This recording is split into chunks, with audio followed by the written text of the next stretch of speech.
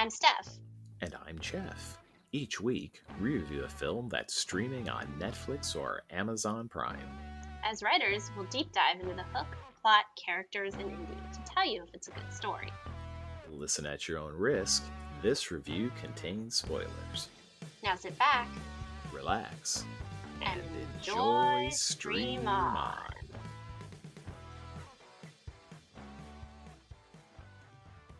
Today, we'll be discussing Apostle, streaming right now on Netflix. The year is 1905. Thomas Richardson travels to a remote island to rescue his sister after she's kidnapped by a mysterious cult demanding a ransom for her safe return. Apostle is directed by Gareth Evans. It's also written by Gareth Evans. And it stars Dan Stevens as Thomas Richardson, Michael Sheen as the prophet Malcolm Howe, Lucy Boynton as Andrea Howe, the daughter of the prophet, Christine Froseth as Fionn, and Bill Milner as Jeremy. So, Jeff, you chose this film. Why did you pick this one? This was actually a recommendation from a mutual friend. She knows we like horror and that we have an interest in cults, and this movie definitely hits both of those. She also knows that I like serious gore in my movies, and this movie has it. And she knows I think Dan Stevens is cute. So Well, there was something in it for I both didn't of know us. that, but okay.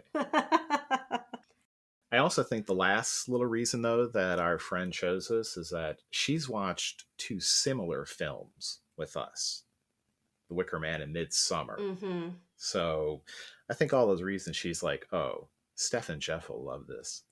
So what did this remind you of? So this movie reminded me of The Wicker Man.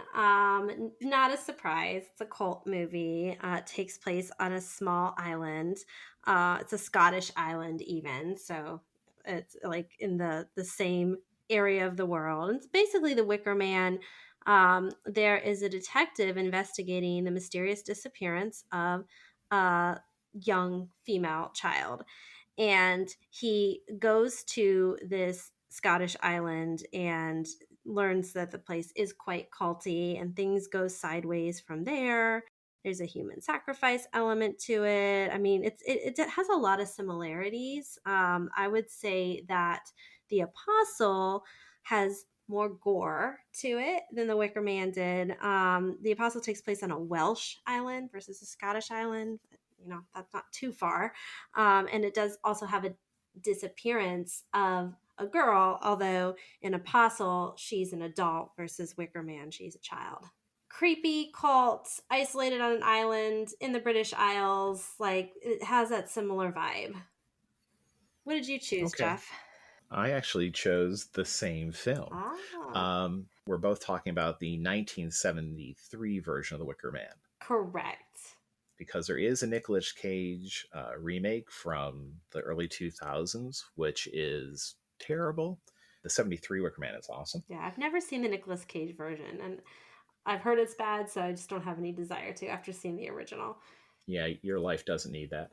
Obviously, there are some differences. The big one is that while the supernatural aspects in The Wicker Man are fairly muted, it's just a cult, right? There's some explicitly supernatural elements to this movie. The other film that I thought this was a little like is Safe Haven, which is one of the movies or one of the short films in the anthology movie VHS 2, which is basically the last 20 minutes of Apostle. So it's just like this cult, crazy violent shit happens. There's an apocalyptic ending. But I was reading an interview. Gareth actually was like, that was kind of an inspiration for this movie. Oh, I'll have to watch it. I have not seen Safe Haven. I'll have to check it out.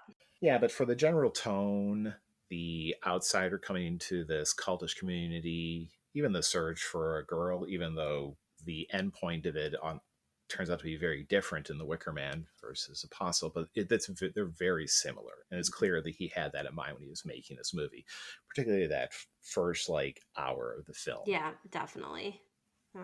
Did you get any, since I'd mentioned Midsummer, did you get any Midsummer vibes off of I this? did get a little Midsummer vibes, because Midsummer had some definite gore components to Right. it, and then also just the idea of the outsiders coming in to a insulated cult. Although Midsummer, it's kind of up in the mountains versus on an island, but it's still the same thing. If you had to like go on this journey to get to this isolated place where this community lives, in supposed utopia.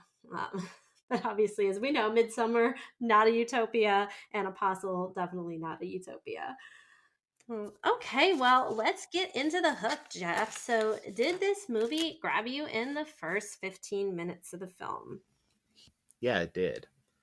We learn pretty much everything, with one exception, that we need to know about the protagonist. We know that a he's estranged from his family, he's a drug addict, there's some trauma in his past, so we learn about it a bit later. But he is devoted to his sister who's been kidnapped. He's resourceful, he's ruthless, he has no problem, setting up other people to suffer for him when he's infiltrating the island, right? Mm-hmm. There's that scene where he basically is given a marked ticket to get onto this island, and he manages to pass it off to one of the actual cult members, who has has a very fatal ending. And I will say there is a plot hole there, but I'll get to that when we get to the plot. We also, within the first like 15-20 minutes, learn a bit about the cult, how cut off they are, some of the weird rituals they have, that they appear to be Christian ish. And we realize later that's not really true. And we also find out how ruthless they are. And I actually cut the hook off the scene where the guy who has passed the marked ticket Mm-hmm. is, after being beaten and tortured, is killed. So you learn that this cult is not above just flat out murdering people. Yep. So you understand what the stakes are.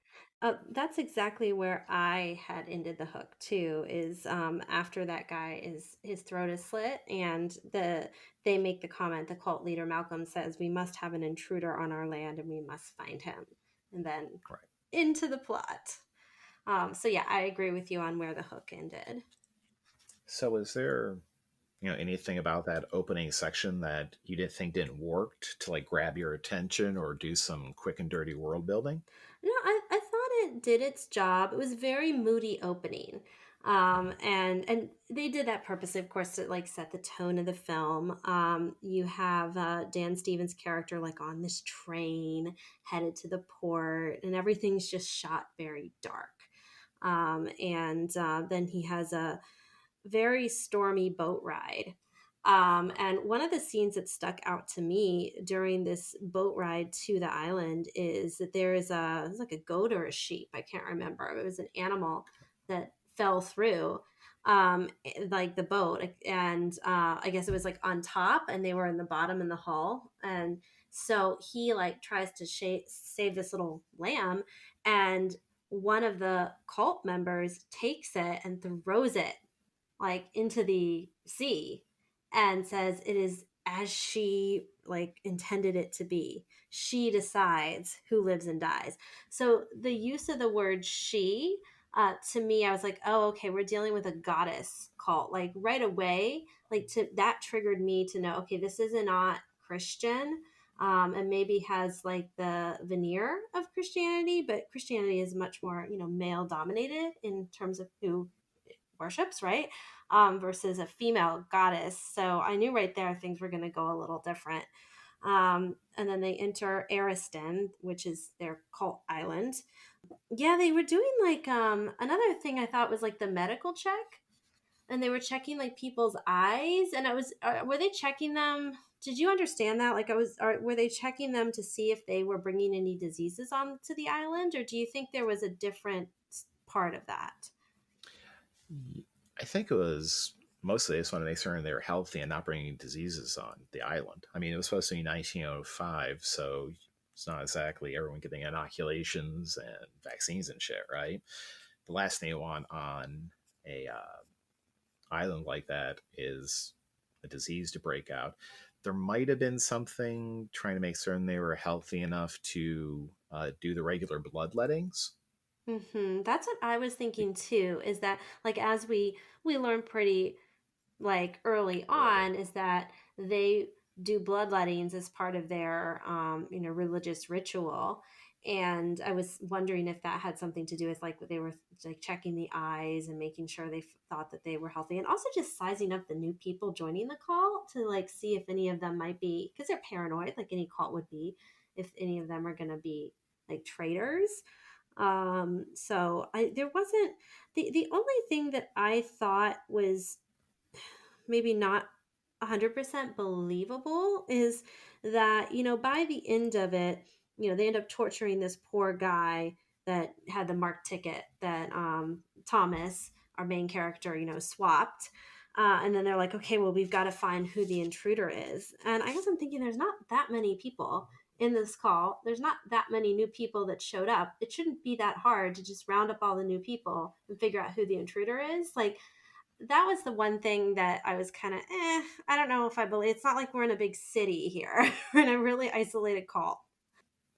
My initial impression would have been that, hey, the people coming to this island are part of like a mainland version of this cult. They recruited for a reason, right? But yeah, so wouldn't the one person who didn't go through the recruitment process stand out? That's what I was thinking is like he faded, Thomas faded a little too much into the background for too Yeah. long for me to make that believable, because everybody else seemed to know someone or was recruited by somebody. And so he just shows up and he looks a little awkward. He's dark. He has these kind of angry eyes, Of course he's the intruder. Like, to me it was so obvious. It made the leaders of the cult look dumb that they didn't figure it out like right away. Well, right. First, that none of the people on the mainland doing the recruiting would know who he is. It also, there was a plot hole, and it's a critical one in the hook. It's how he's able to get the ticket, get the other dude's ticket, right? They're told when they're getting ready to embark on this ship to the island that they have to turn over all their books. So this guy whose ticket he steals goes aside and is pulling books out of his suitcase, right? But if you're recruited, wouldn't they just tell you we're not going to allow you to take books on the island, Yeah. Yeah, right? And why would exactly. they say, oh, by the way, we forgot to tell you about this key part of you coming to our They island? don't want When you any be outside like, influences in literature. Yeah, they want you to only read right, the book of the prophet Malcolm. right. So it's a fairly major, like I said, I consider it a plot hole because like this is something that is necessary for our hero to get on the island and not be singled out. But it doesn't really make a lot of sense. And I'll tell you, when I was watching it, that was one of the things I took a note about. I'm like, oh, that's kind of sloppy. Yeah, you have to suspend disbelief that that they don't pick out Thomas for until partway through the movie. So the only other thing with the hook, like, so we meet like Andrea, who's like the pretty redhead daughter of the cult leader, and you can tell that they're going to be setting up some kind of romance between her and Thomas, or that they're definitely going to be like working together. Like, that's pretty obvious how they set that up. And then you get the backstory of how the cult came to be. Like, basically, Malcolm and two other guys were castaways, and Mhm. they ended up like landing on this island, and being saved by the goddess of the island. So you then again, it reinforces the idea that this is a goddess cult, and that they worship whoever the goddess of the island is. You're completely right. I guess I'd say is that it's that visual tone, like the church and the book and all that. And first, I'm like, oh, it's kind of like this set up as a weird Christian sect. But you're right; it's pretty early, clear pretty early on that they're worshiping something else. Yeah, but it does have the overtures of Christianity, because yes, they sing hymns and they worship in a church, and they have like really strict rules about anything that would be seen as from the heathen world, right? Like with the books and Yeah. stuff. So there definitely is some nods to like very strict form of Christianity, but then yeah, you get all the goddess stuff inserting itself. But overall, I think the hook works. hmm Yeah. drawn in. You know what the world's like. You have an idea of what the rules are, even if they're a little fuzzy at times. You know who the main characters are. Yeah. Does its job. It does its job. You just have to suspend disbelief a little bit with some of those plot components that we mentioned. Once we actually get into the bulk of the movie, how do you think that goes? Did you find like any major plot issues, any character issues? Because there definitely are some, at least that I saw. But what did you think? Yeah, so I mean, definitely the biggest plot issue to me is how long he was able to remain hidden, that he was not the one identified until much later on as being the intruder. There's this like one part where, they obviously are starting to be suspicious. And so they round up all these guys and have them in the church in front of the prophet Malcolm. And he is basically going down the line and having them recite parts of his scripture from the book of Malcolm, and to see if he could like pick out who's the intruder. And the guys are like reciting it, and then obviously Thomas is scared because he doesn't know this stuff. And the man right before Thomas, conveniently, it was like way too convenient, was some guy that was anti-cult, and he was like, for king and country, and then he tries to kill the cult leader, but there's a bunch of his like cult goons with spears basically stab him, and then that saves Thomas. Basically, it was just way too convenient. So it's implied. Oh, actually, Malcolm and his right hand man, they're talking about this, and they pretty much state that they think it's the British government who sent this assassin, right? Mm-hmm. And I was like, it's 1905. Just send a bunch of cops. They did have them. It's like if this cult is such a problem, the Brits aren't going to send someone to knife him to death. It's just another in a couple of these coincidences or just convenient plot conveniences, right? Mm-hmm. The guy with the books, this guy, the dude with the knife. We get a couple more later on where things are looking, dire for our hero, and something just happens to like save him that he has nothing to do with. Mm-hmm. Yeah, it's very Deus ex machina, right? Like coming in, and you have to really suspend the disbelief, and of course you're going to be suspending disbelief in a movie where there's a goddess cult, and you've got an actual like goddess on the island, and you see her. But it still should stay consistent and tell a good story. And to me, it really bugged me that there was just lazy writing. Well, let's look at the film that we both chose as being similar to this, The Wicker Man. Mm-hmm. There's not a lot of suspension of disbelief in that movie. They actually explain pretty much who the dude, who the hero is, why he's there, what the islanders want, how they cut him off. It all works. I mean, it all hangs together as a story. Mm-hmm.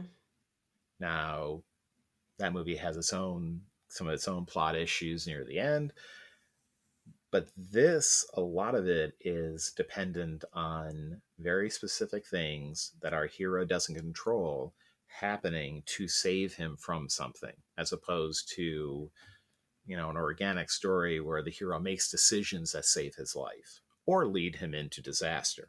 Yeah, exactly.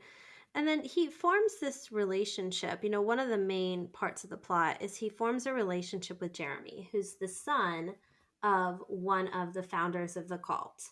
And Jeremy's, he's supposed to be kind of in his, like, seems like in his teens, based on what I'm gathering. And Jeremy is having a sexual relationship with Fionn, who's the daughter of Quinn, one of the other founders of the cult, right? And so the two of them are hooking up in secret while everybody else is partying at the pub. And because Thomas is sneaking around trying to figure out where his sister, Jennifer, is, that he finds them. And basically, he's like, well, Jeremy, if you want me to keep your secret that you're sleeping with Fionn, because apparently that's against the rules, then I will, you got to keep my secret and help me out. And so he trusts this random boy that's been raised in the cult to keep quiet.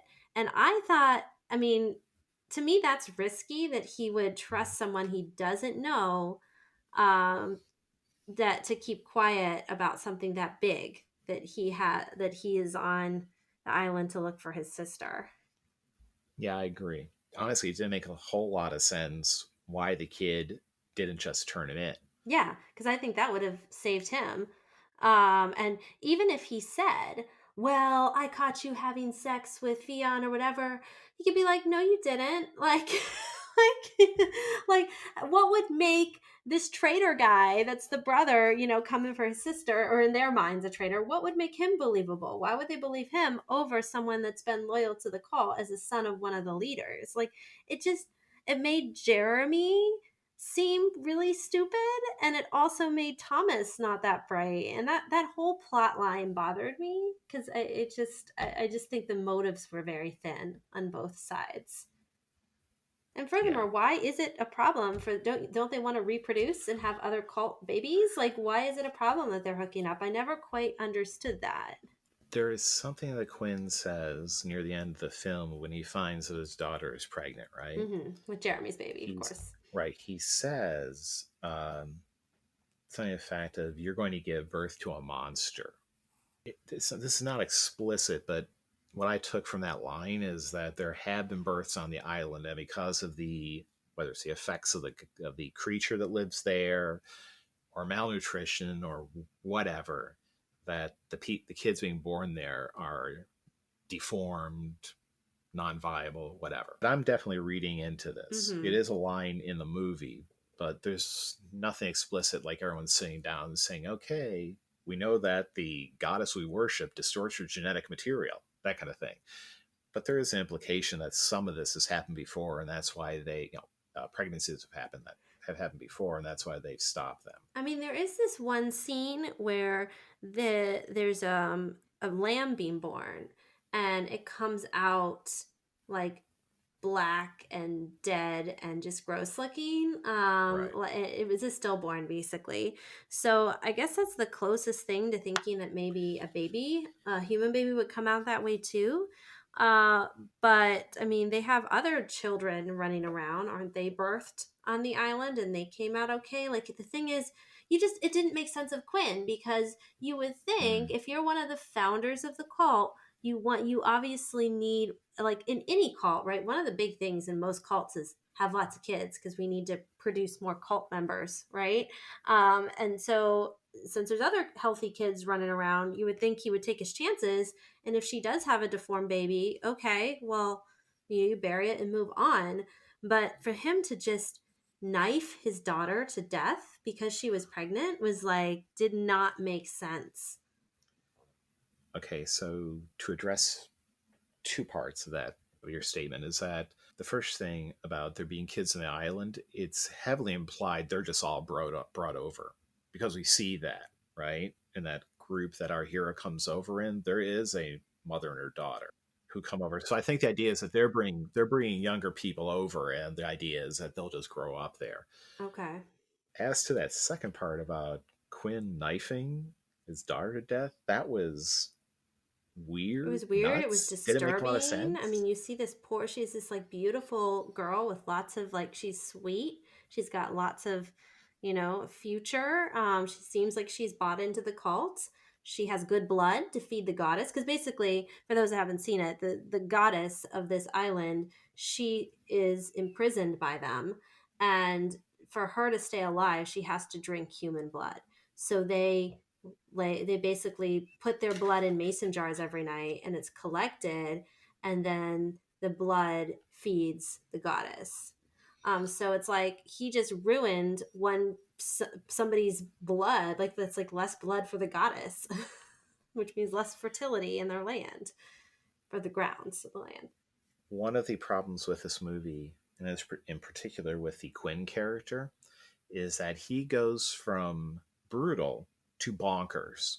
I mean, he really goes from, okay, I'm the right hand goon Mm-hmm. of the guy in charge. I'm going to enforce order and discipline and orthodoxy, And then he just goes, I'm going to murder my daughter and kill this other kid. Yeah, Jeremy. He's going to do horrible things to our hero's sister and the daughter of Prophet. Yeah, he just goes insane by the end of it. Yeah, and there's no rationale for why he goes insane. You also don't know like where these guys' wives are. Like they have kids. They all three of them have kids, but no wives. Yeah. And so you like wonder what's up with that. Like I was thinking about my mind, why did their kids end up with them? What happened to where were the mothers of these children to be like, oh hell no, my kid's not coming to your cult island to bloodlet every night. Like, you just assume they were killed off at some point. I think we find out, I think Andrea, Malcolm's daughter, I think her mom died in childbirth because there's a convenient way to get rid of her. But the other two, we have no idea what happened to their moms. Since you had mentioned about the bloodletting, right? Mm-hmm. And we've talked mentioned a few times that there actually is a creature goddess, something living on the island. Yeah, they keep her in a shed. Not completely, and that was one of my problems with that entire concept. So the idea is neat, is that there actually is pagan creature that actually lives on the island, is connected to it, unlike the Wicker Man, where there is nothing supernatural, or Midsummer for that matter, right? Those are just two kind of pagan cults that sacrifice people. Right. There actually is a supernatural element here. There is this thing. But the rules by which it works are really unclear, very fuzzy, I found. Yeah. And first, before I get into why I did, do you agree with that? I would, because from what I could gather, I was trying to piece how she worked as well. So she's this old kind of witchy looking lady, right? With like glassed over eyes and long haggardly hair, all of that. And she drinks blood to keep her alive. And they have her in like basically in prison. So she has to just sit there and drink blood. And you see some scenes where they're feeding her the human blood, and then like flowers start sprouting around her, like things start growing. And it's the idea that as she drinks blood, that goes into the earth and fertilizes like what used to be barren land. But the problem that I didn't understand is that it wasn't working for them, right? Like they were feeding her the blood and the land was still disgusting. Like there's even this one scene where Andrea shows how toxic the land is. And there's multiple scenes where the three guys, the founders of the cult, are talking about like, we can't keep going on like this. We're going to starve. Animals are dying. There's not enough harvest. Like, so it doesn't make sense. Like they're feeding her the blood, but it's not working.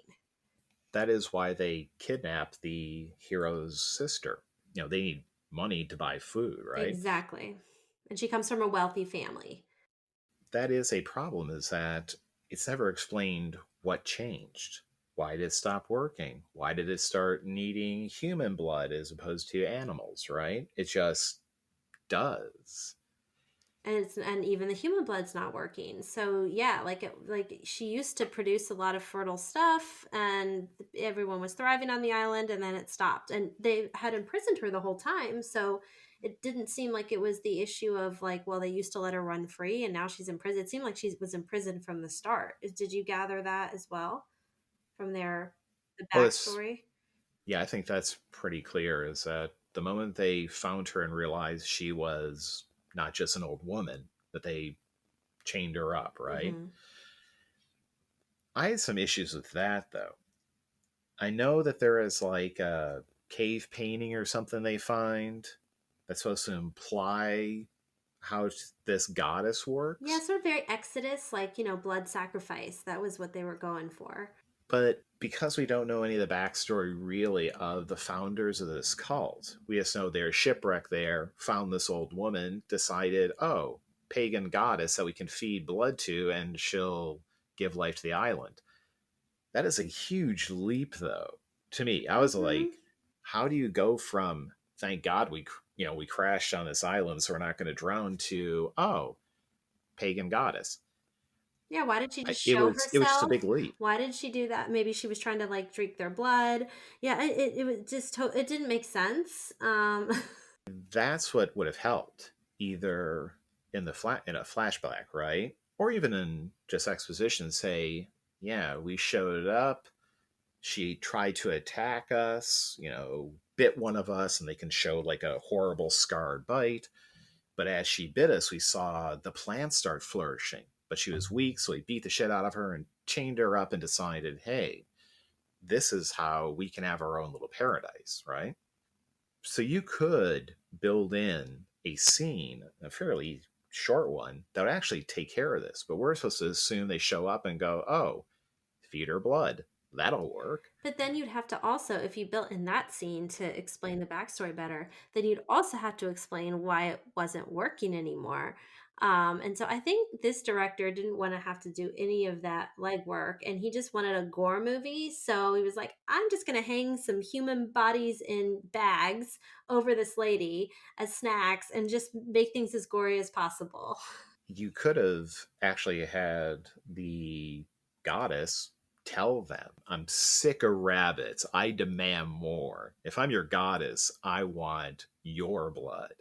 Something like that. Yeah, but then their blood wasn't working. Why wasn't their blood working? I need baby blood. Like, what is it she needed? Like, I know we're going to talk about the end of this own section, but I will say I think there actually is an explanation as to why it just stopped working. And that was pretty much that she was sick of being a captive. She wanted to die. And one way to die is to kill off or force out the people feeding her. yeah, it was a miserable existence for her to just like lay there and drink blood all day and like not, I mean, There was one bit about her powers that I was a little puzzled by, though. So we repeatedly see her in this barn. She's chained up or otherwise can't move, right? But we do see her at times walking through the village. At one point, she's under the floorboards of one of the dorm buildings, licking off blood. mm-hmm. She chases our hero through a series of like sewers or like subterranean caverns, right? I was like, well, is she entrapped? Can she roam the island? I didn't understand that either. 'Cause she's like swimming around in her blood beneath the the floorboards, but yet she's held captive. Did they just let her out to play at night? Like it was. Remember they had the whole thing where it's like you're not allowed to go out after curfew. They like ring a bell and then everybody has to like stay indoors after curfew. And I'm wondering, do they let her like roam around at night and then she's captive during the day because of, and that's the whole point of the curfew. That was the leap I took, but it wasn't explained that way, but that was because that's when she came out. Mostly. The first time we see her, though, it's during the day. Is it? There is a brief Or, scene. So it's when our hero first arrives on the island and they're in the chapel, right? And it's the first sermon. And he's looking out. He sees her walk past the window. And the prophet, Malcolm, also sees her. Now, you don't get a really good look at her, but you see like the back, basically like this, you know, uh, tangle of gray hair and this stooped yeah, over well, figure that throws walk my past. theory out the window then. Yeah, just there's a lot of things like that that just didn't make sense and connect in this film. And I just don't think the writer director wanted to take the time to connect it. He wanted to just like find spaces for more gore. And I think overall that's my probably my biggest issue with this film is it's a lot of gore, which I know you love, I don't. And it wasn't that scary. Like to I like scary, but like if it's just gore and not scary, then to me I'm just like, eh. Like there was the whole scene where that the boy, they torture the boy to death, because they accuse him of killing Fion, even though it was Quinn that did it, but Quinn, accused, and then they basically put him in a torture thing and like put a screw through his head, and that's how he dies. And it's this terrible scene. Lots of gore. If you were going to join a cult and they said, oh, by the way, we have this cleansing ritual, and what it involves is attaching you to a table and then using a drill to core your brain out, Mm-hmm. would you stay? Yeah, no, I don't know why anybody would think. And these cult people are just sitting around watching it like this is what you do. I'm gonna put a giant corkscrew through this like young boy's head just because allegedly there was no trial. They just like believed that, you know, what Quinn said was right, that he killed Fion, and like it's like, who in their right mind would think that that's okay? So let's look at the other movies we keep mentioning, Wicker Man and Midsummer. In both of those films, the cults kill people, do horrible things, blah, blah, blah, right? Mm-hmm. But the people doing it are born into that setting. That is their It's society. all So they human know. sacrifice is part of it, And it's right? not like every year, it's like once in a periodic process Right. that one person is sacrificed. But in this case, none of these people are born into this. I mean, as we're talking about, it doesn't appear they allow people to reproduce on this island. So these are all people coming from England being told, hey, you come here, it's a new life, it's more freedom, Fresh whatever. start. I guess one lady was like a Yeah. petty criminal. She had committed like larceny or something because she was like Jean Valjean needed like a piece of bread basically. But really, that you would be lured to an island that one doesn't have a lot of food, and two has all these like really austere practices like the corkscrew through the head. The way that it's run can have kids, you have a bunch of goons running around with spears, and then the form of punishment is to drill your brain out. I think that would cause most of these people to say, thanks, I'll go back to England and get a job in a factory. Right. Yeah. It's not that bad on the mainland. Well, and one of the guys, so one of the founders, Jeremy's dad, decides he's had enough and he's finally like, I'm out. This isn't working. We had a good run. We had some fertile land for a while, but things have gone to shit. And so he's in the process of leaving, when the Quinn drives the corkscrew through his son's head. And then and Malcolm, we don't know where Malcolm is. He's just somewhere. Like he's not involved. He tried to convince Jeremy's dad not to leave, but then he's off doing something else when this whole corkscrew incident happens. And so Malcolm's just completely, he was supposed to be the guy in charge, and you can tell he's completely like lost his authority. And Quinn's running the show. Crazy Quinn. So yeah, you felt bad for him because he just lost his only son, and he was trying to get out. Um, but it didn't make sense why Malcolm couldn't have stepped in and stopped it before Quinn did that, or nobody said, "Hey, wait a minute, we should wait for our leader Malcolm to like decide if this is right." It just again, I just think it was lazy writing to get some gore in there and move the story along. Yeah, I mean, I think you're right that Gareth was just like, hey, I want to have some kid tied to a table, or actually viced to a table, and then have his brain drilled out because that'll be cool. Yeah. There's one I think other that was it. thing about the plot that bothered me before we get Okay. into the ending.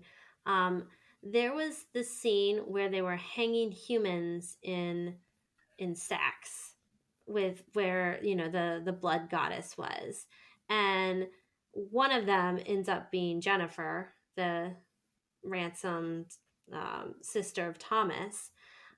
So she's there, and you can see her like screaming in her burlap sack. And then this other is, we don't know who it is, but it's somebody, right? That was Yeah. being bled out. Maybe it was the guy that they killed earlier, the one with the ticket that Thomas traded. I'm not sure.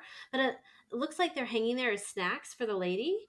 I'm not sure why they have them in burlap sacks. That bugged me. But then you have this guy, this like servant character to her. The grinder. That's literally what he's in the credits. Yeah, and I don't understand. Like, that was never explained. Like, who is this guy hanging humans in burlap sacks? Like, you know, where they're like, you know, hanging his snacks for the lady. And he has like a face wrapped in sticks. So we don't see what he looks like. And then he's bare chested, covered in blood. And he like is just sort of like her servant. Like, it's never explained. Is this guy human? Is he not? Like, that whole thing bugged me because it didn't make sense in the context of the story. Why we needed this character other than more gore.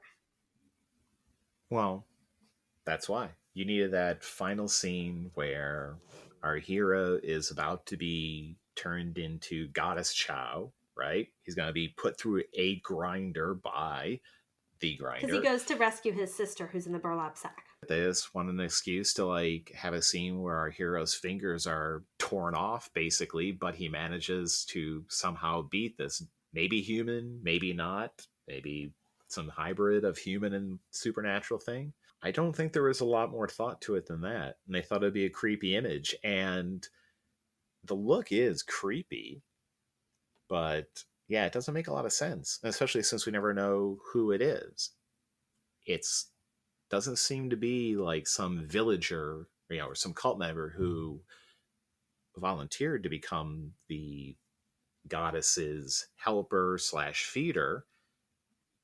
But we also don't know if this is like a creation of her, right? It's not like an offspring or some monster that she made to help out.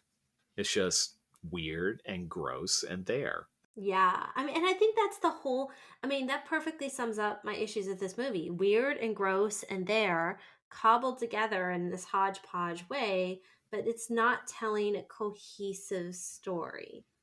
It's a lot of just guesswork of how all of this actually functions. And you have to just keep guessing and suspending disbelief as you go through to see how he's going to rescue his sister. Yeah. I guess before you get to the end, though, I do have one other uh, character element that I wanted to bring up and see what you thought of. So, our hero, we find out late in the movie, was a missionary in China during the Boxer Rebellion. So, there is like a flashback where you see him being tortured and scarred. Yeah, he's like branded with a cross. Right. Hmm. My question to you is, did that add anything to that character? Did you think that was necessary at all?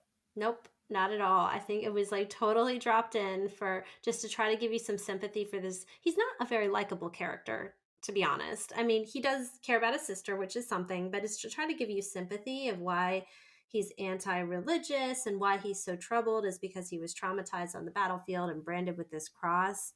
But I didn't care enough about him as a character for that to be relevant, and it didn't do anything to move the story along. Like it didn't help him rescue his sister to have that experience happen to him. I agree. I was just asking because I'm watching this. I'm like, okay, so yeah, it's backstory, but by the time it shows up in the movie, I don't need it. Yeah, It it's doesn't way really too add anything. late. I mean, it's the director was trying to give this character some depth and some PTSD. Well, and that leads me to like kind of actually a bigger question about plotting. Okay, how do you feel about a film like this, or just in general, a story that drops what is meant to be an important character trait or background point, even if it turns out not to be, like in our opinion, right? But clearly it was meant to be, but drops it late in the story. Do you think that generally works or not? Because I've encountered that in a couple of things. Not to get too far off topic, but I did just finish up The Haunting of Bly Manor, and maybe I'll do a separate review of that at some point. But that does that, where it drops like a lot of important character stuff, like at the end of the series, when it no longer matters. Yeah, so my issue with that as a Okay. writer is that Hmm. part of the reason you use backstory is to help your reader or viewer care about the character. It gives them depth. If you don't drop it in early enough, then you don't get me invested in the character to want to understand what happens to this character because they have all, like, for example, in this movie, because Thomas has all these hangups with religion because of what happened to him, that, he doesn't believe in God. God wasn't there for him on the battlefield to protect him. He still got painfully branded with a giant cross on his back. I mean, that was the whole thing, is right. God never protected me. I prayed out to him. And so why believe in any of this, right? If you would have dropped that earlier and then done something with it, then I would have maybe cared more about Thomas. But because you dropped it in so late, it wasn't I didn't have time to get invested in that. So I think it's poor execution to drop backstories in too late into either a novel or a film, and because we don't have time to really invest in the character and incorporate that backstory into who they are. Yeah, I agree. No, That's why I wanted to bring that up, though. no. And that's why So, we're a writing team. So we exactly. think alike with some of those things. Yeah. So, is there any other plot issues, or do you want to get on to the end? Um, I'm looking through my notes to see if there's anything else. No, I think I got through most of the plot stuff before before the ending. Let's get to the end. The ending wasn't terrible in the sense of our hero, rescues his sister. The people get, the people get off the island. The bad people die. He kills the island goddess at her request, right? Mm-hmm. She's like, free me kind of thing. Okay. Um, it's appropriately, well, I won't say appropriately, but it has some kind of spectacular moments. There's a fun moment where like part of a cliff blows out and there's like this geyser of blood, Right. which I thought was hilarious. The problem is the final scene where our hero is dying. He's been stabbed, his fingers, on one hand have been ground off. He's not making it off the island. And he knows that. So his sister and the rest of the islanders leave and he's lying there dying. And he becomes the new god of the island. Yep. He's laying in this grass and it starts to grow and his eyes change. Then we fade to black or cut to black. They kind of get glassed over, similar to how And, her eyes were glassed over. and there's no setup for that I could tell. Mm-mm. Maybe I missed something. It was out but of nowhere. I don't think so. There was no setup for when one goddess dies, the next needs to be resurrected. And why was it him?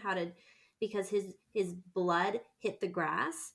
That was what it seemed to imply. But lots of people's blood, or like other people, like blood was hitting grass too, because there was lots of fighting at the end. Like Jeremy's blood hit the grass. He didn't become an island god. Yeah, it didn't make any sense.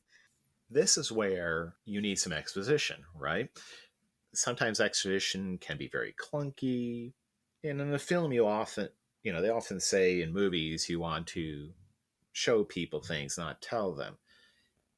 But you could have a moment where, they find, whether it's some more cave drawings that imply that the goddess or the creature of the island is part of a series, right? A cycle that different people become it. Mm-hmm. Some scroll from an ancient monk talking about how when Father Jeremiah died or was dying, he became the island protector. Or how did she become? Maybe something that shows that maybe she was shipwrecked on the island and how she became the goddess. Like you're right, like something to help that make sense, because we don't understand how she became the goddess, right? But clearly she was human at one point and became the goddess, similar to how he is now becoming the god.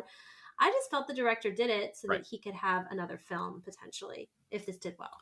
I honestly think it was more he thought it was a cool way to end it. To me, it comes out of nowhere, though. Yeah, it came out of nowhere, and then like, how's he going to survive unless he figures out how more people land on the island, and he's got to drink their blood, right, to survive. So it just, to me, I was just like, well, he's going to die anyway because everyone's leaving the island, so he's not having blood to drink.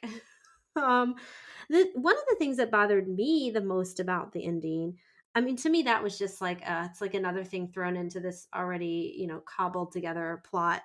But was the moment with Quinn, where Quinn gets Andrea and Jennifer, and he's like, I am going to imprison you, and you guys are going to be my wives, and I am going to rape you, and then you're going to have babies, and I'm going to feed these babies to the goddess. And basically, that's going to be your life. Like over and over again, you're going to be raped, pregnant, have a baby, I feed it to the goddess, and then rinse, wash, repeat. And that was his great plan to be able to keep the goddess happy. In Quinn's mind, she needed babies. That was what was not working before, is that she was getting like too old human blood. So like she was going to give her fresh human blood. So what really bugged me about that is he killed his pregnant daughter who could have given him one of these babies that in his mind was going to be able to feed the goddess.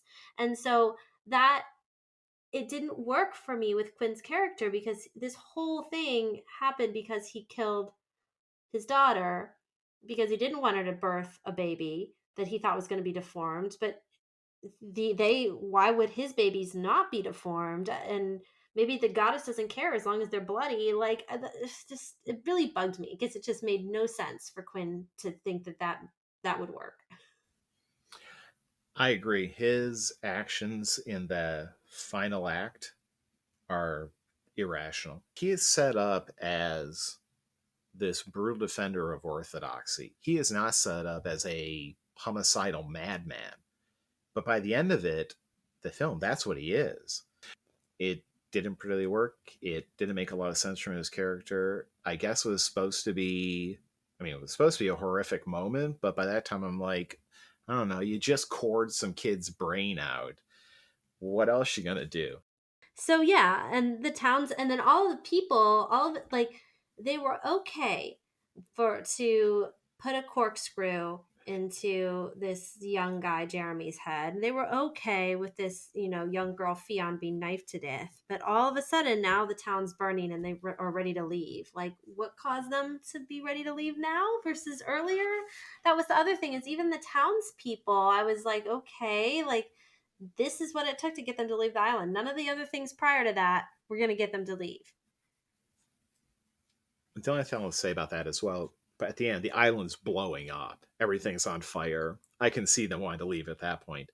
I think they were trying to go for this Jim Jones kind of feel, where these people, enough of them, were willing to just do extreme things for their cult leader, and the rest were just cowed or so intimidated that they weren't going to do what we would think a rational person would do, right? In defense of the way the townspeople are written and their reactions, is that there actually is a supernatural entity here. There is something there that people can point to and say, yeah, there is actually the God we worship literally lives on this island with us, or goddess. Yeah. So maybe that kept them in line more. None of it's really explained very well. People just do stuff because it looks cool at that moment. It's cool for nobody to stop Quinn when he's gonna drill the kid's brain out. Later, it's cool for them to all run off the island when it's blowing up and shooting out geysers of blood. Yeah. It's all about the cool factor. The VHS segment I mentioned, this, like I said, the last act of that is basically that entire movie. I mean, different things happen. I'm not saying it's exactly the same, but it's the same feel of just this over the top violence and gore and weird stuff, right? But it works well there because I think it's 20 minutes long. See us are introduced to the characters, like our the audience surrogates are basically a documentary team going in to look at this cult, and it happens to be on the day their demon god is going to emerge into the world. And all kinds of weird shit happens, and people explode, and it's gory, and it's like a cartoon, basically. Mm-hmm. But it works there because it moves so rapidly, and there's actually so little setup that you don't really think about it. You're just like, oh, sure, a demon just, a 10-foot tall demon just emerged from this woman. Because why not? Right. If you're going to do a short story film, fine. We don't need all the character depth. But if you're going to do a feature length film, we need more to hold on Right. to. You do have to put together a cohesive plot. You can't just get by on all gore and no scare and no plot or loose plot. And I think maybe that's where this director went wrong with this film. If it had been a 20-minute short, I would probably be a lot more forgiving of it. But the way it is there's so many plot issues and problems with the characters, and just that by the end it seems like an exercise in what you're saying. It's an exercise in gore. They Exactly. just want to do gruesome shit on screen. So let's talk about what we liked best and least, and we'll give our final panda rating. So, what did you like best about this film, Jeff? I like the effects. I thought that the gore effects actually were well done. It was gruesome, but I admire good special effects, and they definitely were effective. And sometimes in a horror movie, that's what you want. Unfortunately, this one it needed more, but yeah, so that's what I'd go with. If you want good gore effects or just good special effects in general, this is not a bad movie to look at. For me, the best thing I could come up with was Dan Stevens. He's easy on the eyes. He was nice to look at, like especially when he shaved after like that first scene. That's about all I got for you. Good. So we both like things you were looking Yeah. at, just different things. Okay. What did you like So least? the big problem with this film, or there are lots of them, but the big one was the all the plot contrivances. The dude with the books, the assassin showing up. There are a lot of those kind of tension fake outs. You can have, you want your hero to be in dangerous situations, but you want them to figure a way out of it. Yeah, for me, it's just all gore, no scare. I like horror movies that scare me or at least give me some jumps every now and again, and this was just nothing. So yeah, wasn't a huge fan of straight gore with nothing else to grab onto. Okay, so let's Okay. do our final panda. Well, go ahead. You first on this one. I gave 1 out of 5. Was not impressed. I would definitely recommend skipping it. There are better horror movies out there to watch. Watch The Wicker Man or Midsummer if you like the cult horror types of movies. It gets a 1 because I liked some of the rustic set design. I mean, it was beautiful. The island was beautiful, and I like that sort of rustic nature. I like the moodiness at the beginning of the film. But yeah, that's about all. That's about it. Okay. I'm a bit higher. I gave it a 2.5. To me, it is an average horror movie. It's fine. There are a lot of problems with it, but it had some good shit too. It had some nice gore, moves along okay. Now, I do agree with what you said, though, that if you want a good pagan cult movie, check out The Wicker Man or Midsummer, because both of those are far better than this movie. Mm-hmm. Thank you for joining us for Stream On. Tune in next week when we'll be reviewing The Man Who Fell to Earth, currently streaming on Amazon. Stream On is a production of Steph and Jeff Wrights Media. Reproduction of this podcast without written consent is prohibited. All rights reserved. 2020.